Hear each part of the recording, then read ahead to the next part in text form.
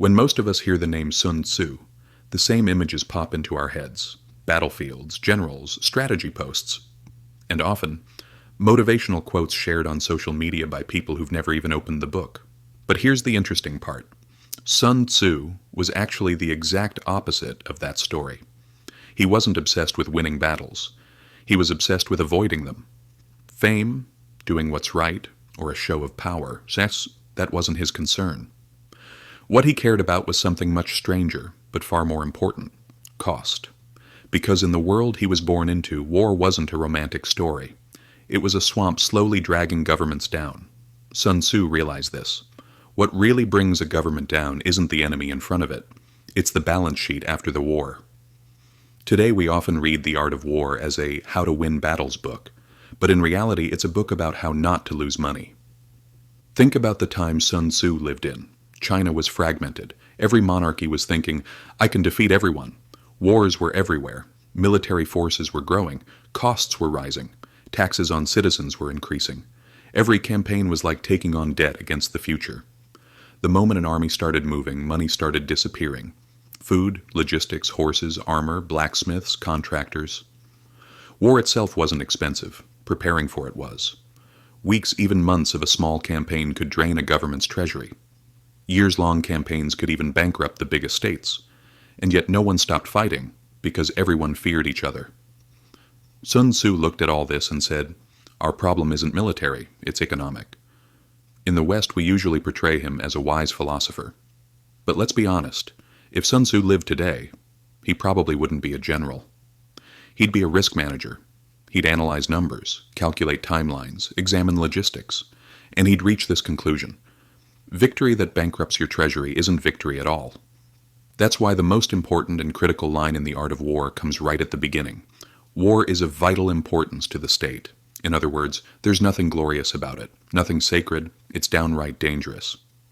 The rest of the book's about one thing: how do you keep that danger under control? When he says, the best victory is one won without fighting, he's not offering mystical wisdom. He's being brutally clear. The most expensive victory is the one you fight for. The cheapest is the one you achieve without fighting. When he warns, no one benefits from prolonged warfare, he's not writing poetry, he's doing math. Speed, intelligence, psychological pressure. Why does he emphasize them? Because they're far cheaper than fielding armies. Sun Tzu wasn't concerned with destroying the enemy. He was concerned with preventing the state from destroying itself. That's why he doesn't care about heroic generals. He admires those who don't waste money or resources, those who get the job done without spilling blood, those who win through diplomacy, intimidation, and clever use of information. To him, war isn't a passion, it's a responsibility. And responsibilities managed with passion alone have predictable outcomes: bankruptcy. Read the book this way and you'll notice there are almost no battle scenes. But agriculture, distance, logistics, and time, they're everywhere. Sun Tzu saw this clearly. Logistics doesn't support strategy. Logistics is strategy. And that idea is still true today. Vietnam, Afghanistan, World War I. Those wars weren't lost because of soldiers. They were lost because the cost of war was too great to bear. Even today, cyber warfare, sanctions, intelligence, proxy wars, they're all modern versions of Sun Tzu's lesson. Spend less, strike smart. Sun Tzu measured strength not by armies, but by resilience. A state's power isn't how hard it hits. It's how long it can stand. In the end, Sun Tzu isn't teaching us how to win wars. He's teaching us how not to go bankrupt.